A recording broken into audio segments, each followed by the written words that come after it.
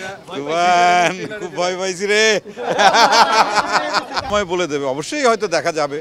এটা তো এখনো নতুন কিছু, হয়তো কনফার্ম কিছু হয়নি। অবশ্যই শুরু যেহেতু করলাম, ভবিষ্যতে হতেই পারে। দর্শকের ভালোবাসাটাই তো আমরা চাই। দর্শক আমাদের সাথে আছে বিধায়ী তো আমরা এই কাজগুলো করতে পারি।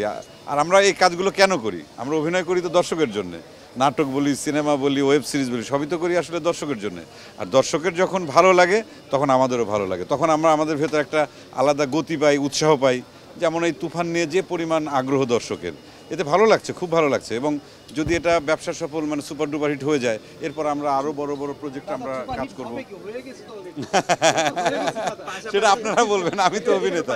এই যে সকাল থেকে যে শোগুলো হচ্ছে বা দুপুরে যে শোগুলো হয়ে গেছে, আমি যতটুকু ফেসবুকে দেখলাম যে সবাই খুব হ্যাপি এবং তাদের খুব ভালো লাগছে এবং খুব মানে কি বলবো, উন্মাদনা, উৎসাহ সবকিছু প্রকাশ পাচ্ছে তাদের লেখা বা দেখার অভিজ্ঞতার ভেতর দিয়ে।